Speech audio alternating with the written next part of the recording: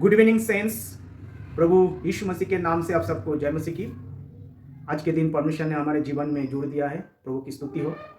जब हम मत्ती सुसमाचार उसकी 25 अध्याय 31 से लेके पढ़ते हैं और 46 तक, आप देखेंगे प्रभु कहते हैं न्याय के दिन के बारे में। न्याय के दिन में न्याय कैसे होगा? एक दाहिनी ओर जाएंगे, एक बाएं ओर जाएंगे। और कुछ लोगों ने, जो धर्मी लोग हैं, बिना सोचे समझे वस्त्रहीन को वस्त्र पहनाया, भूखे को खिलाया, बंदी गुरे से उसको छुटकारा दी, परदेसी को स्थान दिया, प्यासा को प्यास बुझाया। और परमेश्वर उसको बोलेगा, तूने मुझे लिए ये सब कुछ जो आपने छोटे से छोटे भाइयों के लिए किया, मेरे लिए किया। परंतु कुछ लोगों ने उसको अनदेखा किया और तब परमेश्वर उसको बोलेगा, मैं आपके लिए पढ़ता हूं, देखो क्या लिखा है 46 आयत। और ये अंत दंड भोगेंगे, परंतु धर्मी अंत जीवन में प्रवेश करेगा। 45, तब वो उन्हें उत्तर देगा, मैं तुमसे सच कहता हूं कि तुमने जो छोटे से छोटे में से किसी एक के साथ नहीं किया, वो मेरे साथ भी नहीं किया। जो कोई छोटे से छोटे में से बिना सोचे समझे परमेश्वर की सेवा की, परमेश्वर ने उसको क्या किया है, अपने कर्म के जरिए उसको अपने सिंहासन पे और अपने राज पे न्याय करने के लिए देगा।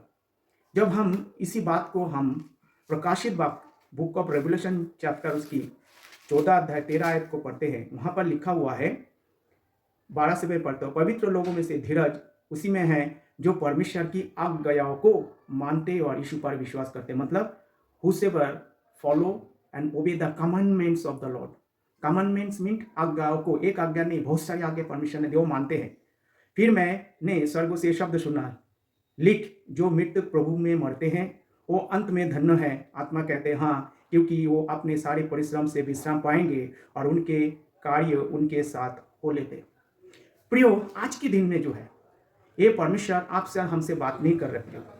ये कर्म के आधार पर उसका न्याय होगा और कर्म के आधार पर परमेश्वर उसको प्रतिफल देगा। परंतु आज हमारा उद्धार कैसे है? जब एफिसियों की पत्री उसकी 2 का 8 और 9 पढ़ते हैं, ये हमारा कर्म के आधार पर नहीं है प्रियो, विश्वास के आधार पर।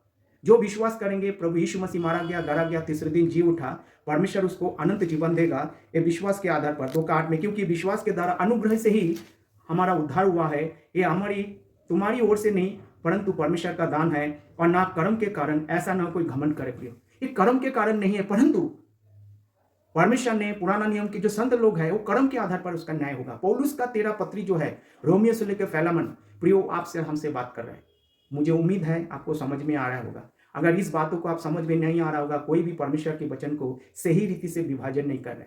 Study to show the self approved unto God that a workman needed not to be ashamed, rightly dividing the word of truth. परमेश्वर के वचन को हमें सही रीति से विभाजन करना है, किसके लिए क्या है। Thank you very much, God bless you, take care.